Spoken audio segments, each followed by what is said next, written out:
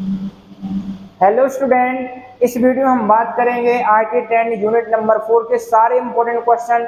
जितने important question मैं यहाँ पर लिखूंगा उसकी वीडियो भी प्रॉपर से अपलोड कर दिया हूँ।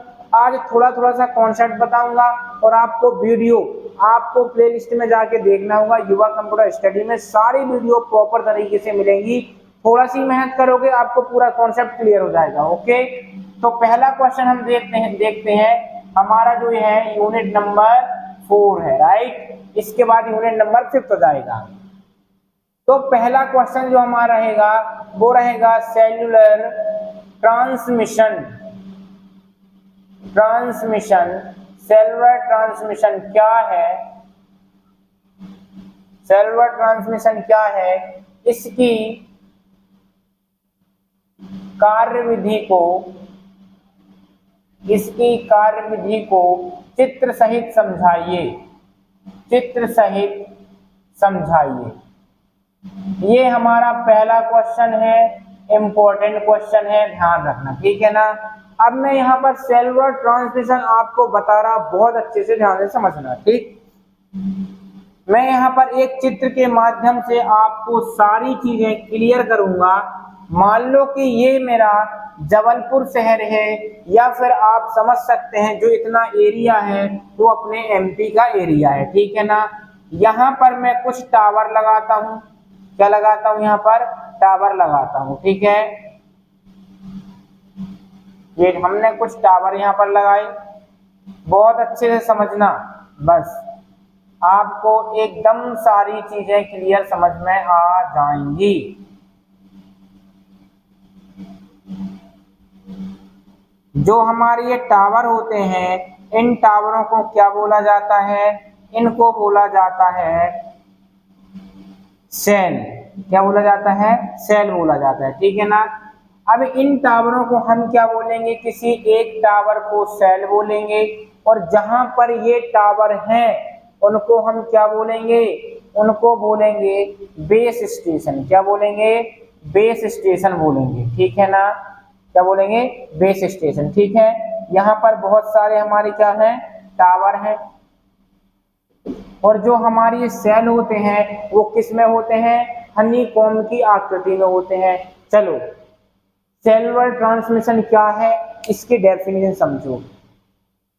जब हमारा कोई एक निश्चित क्षेत्र होता है तो उस निश्चित क्षेत्र के अंदर छोटे छोटे सेल होते हैं। जब ये सेल एक्टिवेट होते हैं तो इनके मध्य में क्या जानकारी आपस में आदान प्रदान होने लगती है। इस प्रोसेस को हम सेल्यूलर ट्रांसमिशन कहते हैं, ध्यान रखना, ठीक है ना। मान लो कि ये क्या है? हमारा पूरा एमपी है। एमपी में मान लो कि ये जो टावर है ये 500 किलोमीटर तक का रेंज क्या कर रहा है? कवर कर रहा है। ये भी 500 किलोमीटर तक का रेंज कवर कर रहा है। और भी बहुत सारे टावर हो सकते हैं। तो मैं आपको क्लियर बता दूं कि जो ये पूरा एरिया होता है, जो ये हमारे सेल होते हैं, एक दूसरे से कनेक्टेड होते हैं, ठीक है ना। और जब ये आपस में एक दूसरे से जानकारी शेयर करने लगते हैं तो इस प्रक्रिया को सेल्यूलर ट्रांसमिशन कहा जाता है। और जिस स्थान पर होते हैं उसे बेस स्टेशन कहते हैं, ठीक है ना। लेकिन हम दूसरी डेफिनेशन ये भी दे सकते हैं कि सेलों के एकत्रित समूह को सेल्यूलर ट्रांसमिशन कहा जाता है। यहां पर देखो सेल्यूलर में क्या है? सेल, और एक हम लिए सेल और एक लिए सर्किल, ठीक है। सेल्यूलर से दो वर्ड निकाले, एक लिए सेल और एक लिए सेल्यूलर सर्किल। हमारा सेल ये हुआ, और जो सर्किल है इतने क्षेत्र में हमारे बहुत सारे सेल हो गए। जब ये सेल आपस में एक्टिवेट होते हैं और सूचनाओं का आदान प्रदान करते हैं तो ये प्रक्रिया हमारी सेल्यूलर ट्रांसमिशन कहलाती है। तो ये होती है हमारी क्या? इसका चित्र, इसकी कार्यविधि, ठीक है ना। और इसकी एक अलग से वीडियो बना दिया हूं जो प्लेलिस्ट में आपको मिल जाएगी, क्योंकि आपका कल पेपर है इसलिए मैं सारी चीजें कवर करने में लगा हुआ हूं, ठीक है। इसके बाद हमारा अगला क्वेश्चन जो रहेगा उसको देखने का प्रयास करना। अगला क्वेश्चन बहुत ही मोस्ट इंपॉर्टेंट है, ठीक है। अगला क्वेश्चन हमारा है वायरलेस क्या है? वायरलेस क्या है तथा मोबाइल कंप्यूटिंग से आप क्या समझते हैं, से आप क्या समझते हैं, इसके उपयोग लिखिए, इसके उपयोग लिखिए। मोस्ट इंपॉर्टेंट क्वेश्चन, ठीक है, इसके उपयोग लिखो, फटाक से इसके स्क्रीनशॉट लो।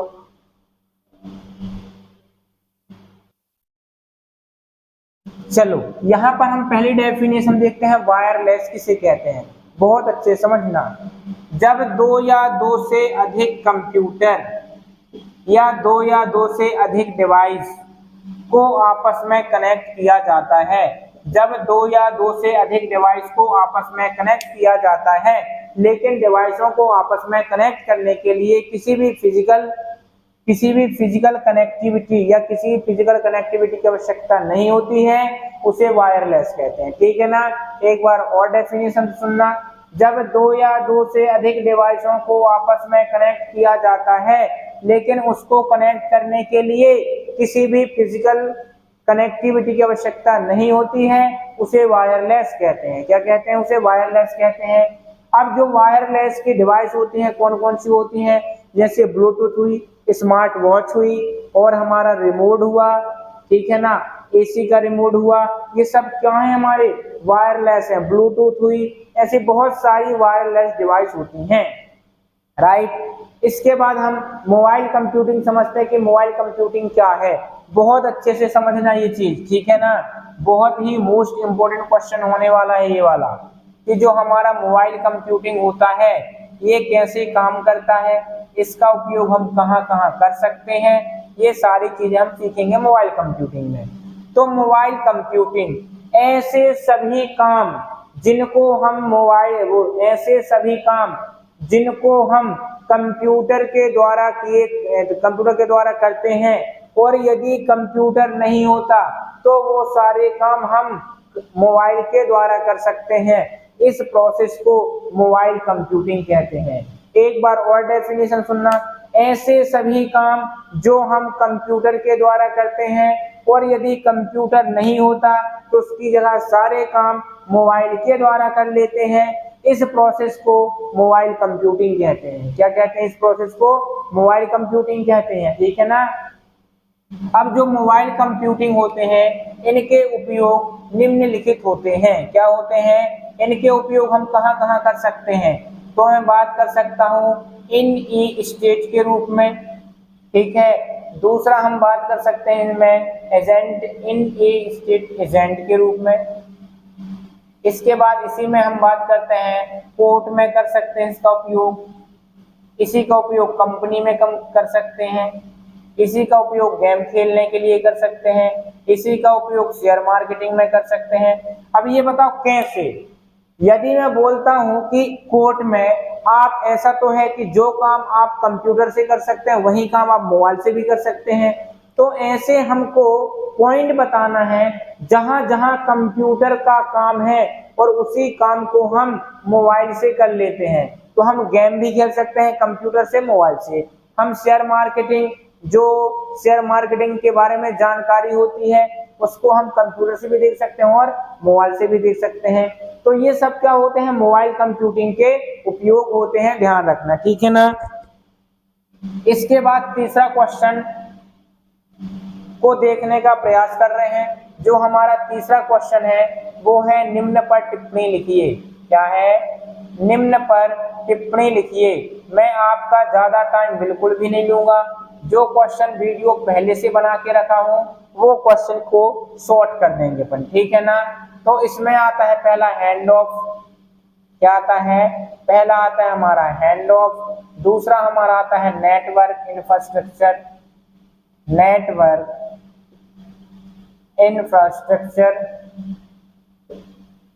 इंफ्रास्ट्रक्चर।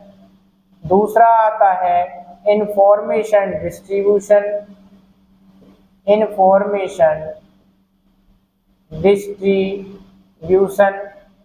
ठीक है। इसके बाद इसी में अगला आ सकता है बेस स्टेशन, बेस स्टेशन। और जो हमारे बेस स्टेशन होते हैं वो मुख्य रूप से कितने प्रकार के होते हैं? 3 प्रकार के होते हैं। एक होता है फिक्स्ड, दूसरा होता है कंट्रोल, ठीक है, और जो तीसरा होता है वो होता है टेम्परेरी। क्या होता है? टेम्परेरी। ये हमारी अगली क्या है? टिप्पणी है। नेक्स्ट टिप्पणी क्या हो सकते हैं? 1 2 3 4। पांचवी टिप्पणी जो है वो मोबाइल स्विचिंग है कि मोबाइल स्विचिंग किसे कहते हैं। मैंने वीडियो के माध्यम से बहुत अच्छे से समझाया है इसको, ठीक है। इसके बाद छठवां है वायरलेस, जो आपको एक बार बताया हूं कि वायरलेस टेक्नोलॉजी वायरलेस टेक्नोलॉजी क्या होती है, ठीक है। और इसी में जो 7वीं टिप्पणी होती है ISP क्या होता है, ठीक है। हमारी 8वीं टिप्पणी जो होती है वो हो जाती है हमारी लाईफाई। क्या होती है? लाईफाई। इसके बाद 9वीं टिप्पणी जो हो जाती है हमारी वो हो जाती है वॉइस मेल। बहुत सारी टिप्पणियां ध्यान रखना, लेकिन टिप्पणियों में क्या है? दम बिल्कुल भी नहीं है, ठीक है। इसी में IMEI भी नंबर है, इसी में सिम भी है, ठीक है, और इसी में अपना क्या जाएगा? सेंसर नेटवर्क भी है। ये सारी क्या है? टिप्पणियां हैं जो आपको पढ़ना है, और मैं बहुत अच्छे तरीके से पढ़ा दिया हूं इनको एक वीडियो बनाकर, ठीक है ना। अब थोड़ा थोड़ा सा हम इनको समझने का प्रयास करते हैं। हैंड ऑफ क्या कहलाता है? हैंड ऑफ का मतलब ये होता है, मान लो कि ये हमारा कोई सेल है। सेल का मतलब आप अपनी भाषा में टावर समझो। जो ये टावर होता है वो हनीकॉम्ब आकृति में होता है। ये ऐसे हो गया, ठीक है, टावर हो गया। और दूसरा टावर ये है। यहाँ पर कितने टावर हुए अपने पास? 2 टावर हुए, ठीक है। अब यहाँ पर ये 2 टावर हुए। मान लो कि इस टावर का जो रेंज है वो इतना है और इस टावर का जो रेंज है वो इतना है, ठीक है ना। अब आप यहाँ पर हो, ठीक है, अब आप यहाँ हो। यदि आप किसी टावर के रेंज के बाहर हो और ट्रेवल करते हुए किसी टावर के अंदर जाते हो तो ये हमारा कहलाता है हैंड इन। हैंड इन मतलब हम ट्रेवल करते हुए टावर, मतलब ये 30 किलोमीटर तक के रेंज को कवर करता है। ये भी 30 किलोमीटर तक के रेंज को कवर करता है। अब आप ट्रेवल करते हुए इस टावर के रेंज के अंदर आ गए तो इस टावर के लिए आप क्या हो? हैंड इन हो। और यहाँ से ट्रेवल करते हुए यहाँ पर पहुंच गए। अब ट्रेवल करते हुए आप यहाँ पहुंच गए और फिर आप इसके अंदर आ गए, ठीक है ना। तो आप अभी यहाँ पर थे, जिसके अंदर आए तो इस टावर के लिए आप हैंड इन कहलाए। और जैसे ही ट्रेवल करते हुए आप यहाँ आए तो इस टावर के लिए आप क्या हो गए? हैंड ऑफ हो गए या हैंड आउट हो गए, ठीक है ना। और इसके टावर की रेंज की दूरी में आते हो तो वो कहलाता है हैंड इन। इसके लिए ये हैंड इन कहलाएगा, इसके लिए ये हैंड ऑफ कहलाएगा। तो कुछ भी नहीं है, यहाँ पर कोई एक सेल होता है। यदि हम सेल के रेंज के अंदर आते हैं तो हैंड इन कहलाते हैं, और रेंज के बाहर जाते हैं तो हैंड ऑफ या हैंड आउट कहलाते हैं, ठीक है ना। तो ये होता है हमारा हैंड ऑफ, ठीक है। इसके बाद अगला जो क्वेश्चन है हमारा वो है नेटवर्क इंफ्रास्ट्रक्चर और नेटवर्क डिस्ट्रीब्यूशन। नेटवर्क जो हमारा इंफ्रास्ट्रक्चर होता है वो ये होता है, जब हम किसी भी नेटवर्क को स्थापित करते हैं तो कोई भी जो इंफ्रास्ट्रक्चर होता है इसको एक जगह से दूसरी जगह ले जाते हैं तो किसी भी हार्डवेयर की आवश्यकता पड़ती है, वो नेटवर्क इंफ्रास्ट्रक्चर कहलाता है। और इंफॉर्मेशन डिस्ट्रीब्यूशन का मतलब क्या होता है? जब हम किसी भी प्रकार की एक इंफॉर्मेशन को एक स्थान से दूसरे स्थान तक भेजते हैं तो वो कहलाता है इंफॉर्मेशन डिस्ट्रीब्यूशन। इसका मैंने एक ही वीडियो में पूरा वीडियो बनाया है। एक ही वीडियो में मैंने 2 टिप्पणी बनाई है और इसको पूरा बाकायदे समझाया है कैसे क्या होता है, कैसे क्या काम करता है, ठीक है ना। इसके बाद हमारा होता है क्या? Base station. Base station actually में कहलाता क्या है? जहां पर ये सेल होता है, जिस स्थान पर होता है उस स्थान को हम क्या बोलते हैं? बेस स्टेशन बोलते हैं, ठीक है ना। जहां पर हमारा सेल होता है उसको बेस स्टेशन कहते हैं, और इस टावर को सेल कहा जाता है। जो हमारा ये टावर होता है, इसकी जो आकृति होती है वो हनीकॉम्ब के अनुसार होती है, हनीकॉम्ब की आकृति जैसे होती है। जो हमारा बेस स्टेशन होता है वो मुख्य रूप से 3 प्रकार का होता है, फिक्स, कंट्रोल और टेम्परेरी। फिक्स क्या होता है? ऐसा बेस स्टेशन जो एक जगह पर फिक्स हो जाता है, स्थायी हो जाता है, उस स्टेशन को फिक्स स्टेशन कहा जाता है, ठीक है ना। कंट्रोल स्टेशन क्या होता है? ऐसा स्टेशन जो एक जगह पर बैठ के एक या एक से अधिक सेल को आपस में कंट्रोल करने का काम करता है, वो हमारा कंट्रोल स्टेशन कहलाता है। टेम्परेरी स्टेशन क्या कहलाता है? ऐसा स्टेशन जो स्थायी स्टेशन के जगह पर कुछ समय के लिए दूसरा सेल को यहाँ पर स्थायी कर देते हैं, मतलब कुछ समय के लिए जो हम स्टेशन लगाते हैं उसको बोलते हैं टेम्परेरी।